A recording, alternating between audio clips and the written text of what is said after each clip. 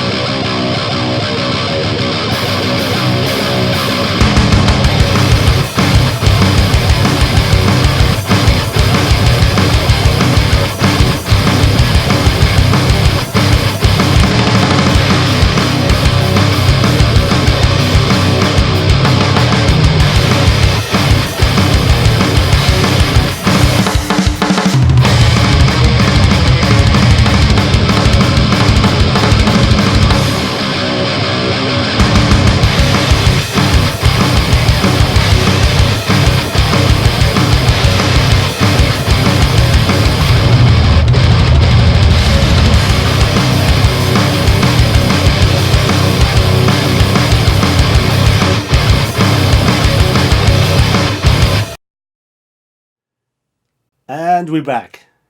So, holy shit. This was a good one. I went pretty deep on this one, but here is the gear that they used, Jim and Co., on the first album.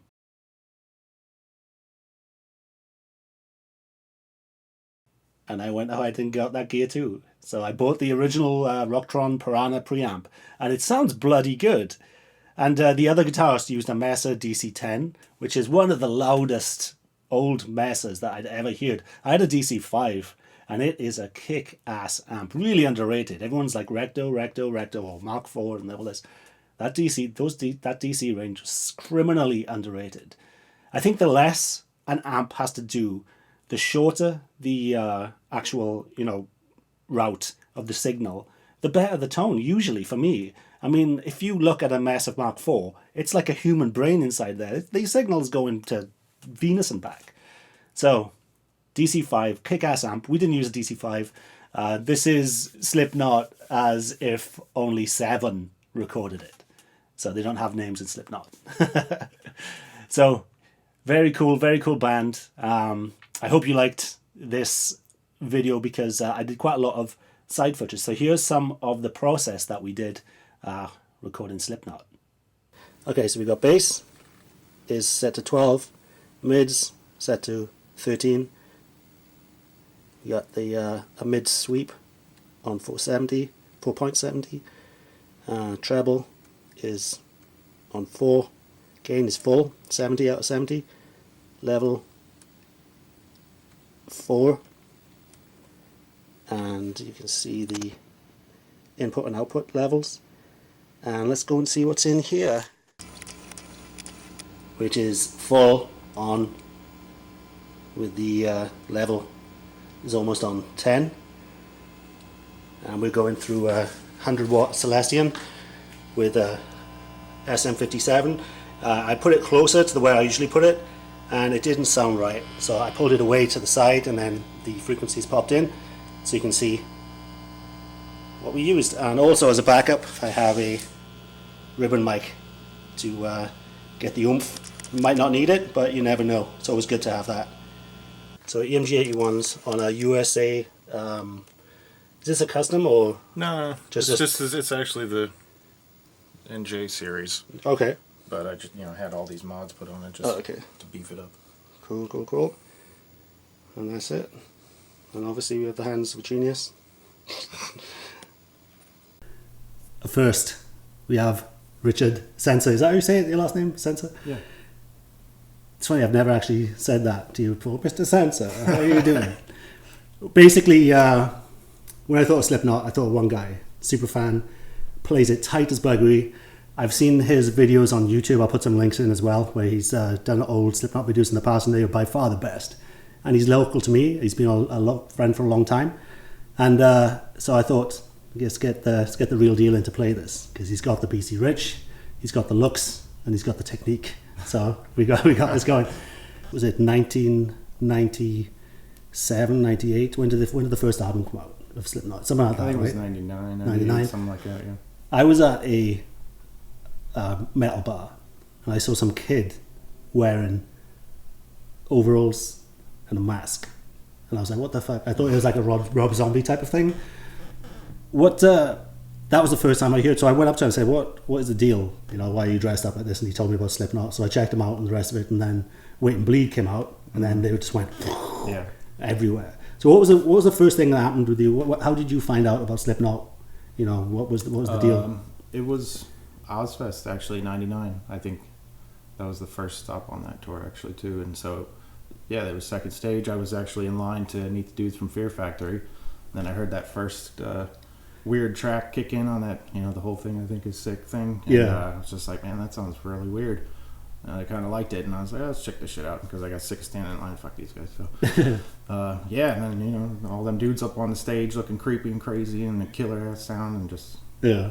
Unstoppable force, just brutal. I loved it. And then I heard Wait and Bleed on the radio. I couldn't believe I heard that on the radio, and then this dude's voice whoa, I just got me. And I was like, oh man, I felt something right away. That's it. Gotta hear that. As soon as I heard that, I knew I was hearing something new.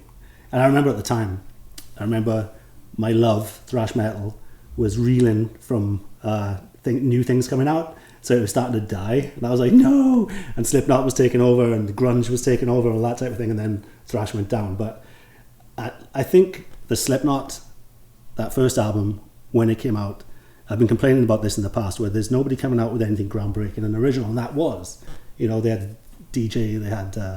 there wasn't a presence, there wasn't a front man, they were all just like a barcode, a number, and there was, it's so like alien and different, and it's almost like Kiss for real metalheads, you know what I mean? There was like a weird, just what's going on type of thing.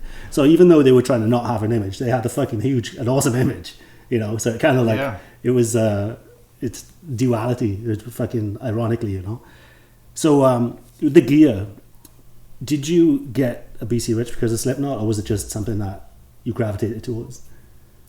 Well, the one that I got, I found that nobody was playing it. I was trying to find something that could be mine, So, I guess I don't even think he was playing those back when. I think he was playing Jackson's. But yeah, I don't know. I just liked it. I figured I'd try that out, and I ended up really liking it. Yeah, because it's like with me and that style, I could never really get it down. It's weird because I'm so into the speed metal, the thrash, and the rest of it. Like I was trying to play Yarn and stuff, which is awesome, and I couldn't do it. It was like that type of thing, you know what I mean? Where I couldn't really, and I was getting frustrated because I'm supposed to be good, and I couldn't do it. I was like, I just don't like that music anymore because I can't play. Yeah. So do you have how many times have you seen them live? I don't know, probably 4. 4, yeah. 3 or 4. I think I've seen them that many times. On the Ozfest, was that with Limp Bizkit? Was that fucking weird? Yeah, the toilet bowl. Yeah, it was that one, right? I believe so. I was there. Yeah. I fucking probably missed them. I probably missed them because I didn't know about them at the time. I think it was that overlap thing. Actually, no, I did know about. I probably didn't know they were playing because I didn't give a fuck back then. I just went to Ozfest. Yeah. I didn't even look at the poster, and I was like, all of a sudden, oh, there's the Melvins. That's pretty cool. Yeah, it was pretty sweet shows. Those first 3 or 4 I went to. Maybe the first 3. Do you know there's no traveling metal festival anymore in America? No. That's the state of of music right now in metal. All the headlines are guitar is dead. In the Grammys, there wasn't a single guitar solo in any of the the nominated songs of the year. Yeah. No, guitar is like it needs something. It needs something right now. Gibson is going out of business, and I think it's because of modern metal production. Not so much the bands are writing bad stuff. I think modern metal production just isn't listenable for long periods of time, and you don't get obsessed about it. Like we were just talking about how on paper, if you go to a forum, people will tell you that Slipknot's tone is shit, right? They'll tell you it's shit, but it gets you going. Yeah. Yeah. Back, it gets, if you just see the crowds there, the maggots pulsing and everything, it's like fucking bananas. It does the trick. You don't have to obsess about tone, because people are getting obsessed about tone over writing, over becoming that unit. Because there's too many people like you and me where the guy that just records, and we are the focus. We need 5 other people on our level pushing us. You know what I mean? I think that's why. Definitely. That's part of the problem with modern metal is bedroom people like me, with the project studios, they're not getting out there enough and finding, someone like Joey or the rest of it. So, have you got any stories about Slipknot, or putting you on the spot with no prep? Well, I don't know. I just remember that same first show. I think before I ran over to the stage, my buddy came up to me. He's like, "Dude, you got to come over here. There's this guitar player. He looks just like you, and it says hate on the headstock. Man, it's fucking you." And I was like, "Oh, really? Yeah, I gotta check it out." And then it looked just like me. I was like, you went as Halloween. You have to show me. Yeah. You have to. You have to go photos of you in that get up. You have to send. I'll put them up here to check it out. I think I have one because you came to one of my Halloween parties. So yeah, and you met the love of your life at my party. Yeah. Thanks. No. So that's cool. Well, thanks for all your help. That was fucking amazing. Your playing is so on point, and you're so underrated. And Thanks, you need somebody to kick you up the ass to get you writing again. And maybe that'll be me. Not so much playing with you, but trying to push you to fucking get your music out there, because this guy is a beast. You saw it. All right, man. Thanks, Rich. Yeah, thanks for having me. You're a good guy, and I appreciate all the help, dude. So now we're going to move on to the gear. We'll go through it. I'll show you some video of the settings and all the rest of the stuff. So here we go.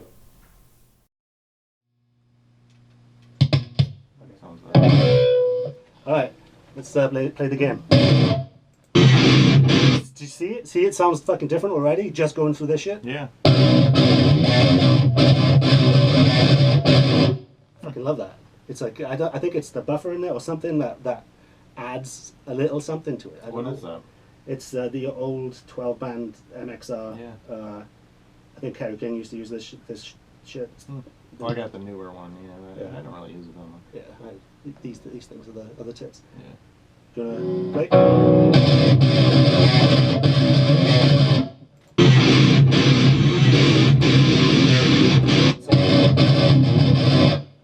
you want to play? What do you reckon? Okay, what do you think it needs? A little bit of a little 250 because it has a honk that I'm missing.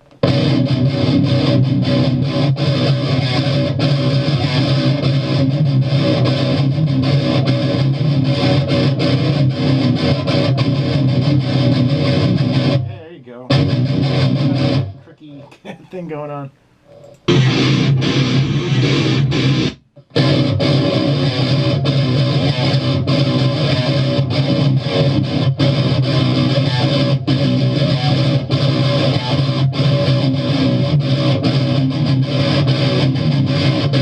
That's it. It was 2K.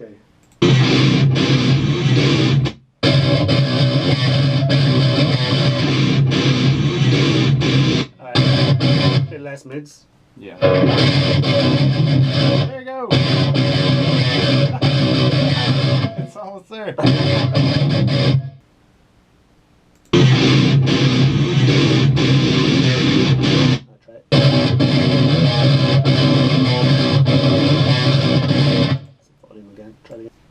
That sounds fucking great, though. Yeah. Everything that. Because I think nasty sounds actually have more character than the average good sound. It's like it's boring after a while. I think if you did that now though with the digital shit, it would sound fucking terrible.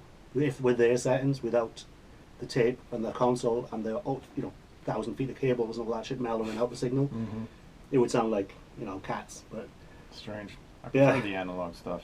I Oh, think yeah. it sounds better. I don't like this new pristine stuff. It's too clear. yeah, and It it's does take out of the character. it sounds great impact. That first like boom, it's like holy shit, this sounds huge, and then it's like second song, third song, samey, boring. It's like, okay, the impact's gone, and now there's no peaks and troughs. There's no everything's huge constantly.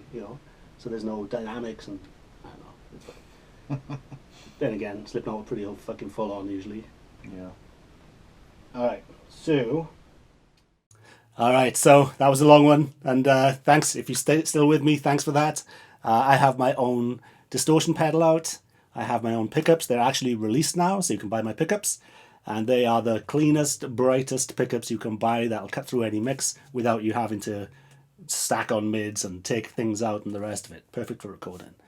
So, and like I say, please subscribe, and we'll be back very soon. There's lots of videos coming out this month, and everything from we're doing some old school stuff, and maybe if you go to the Facebook group, you can find out what's going on. We have a Facebook group, and you can ask me any questions. I answer all questions, and I usually answer all the questions in the comments as well, as long as they're not contained in the video. If the answer's in the video, I won't answer. So that's it. Circle of Tone. You're in the right place.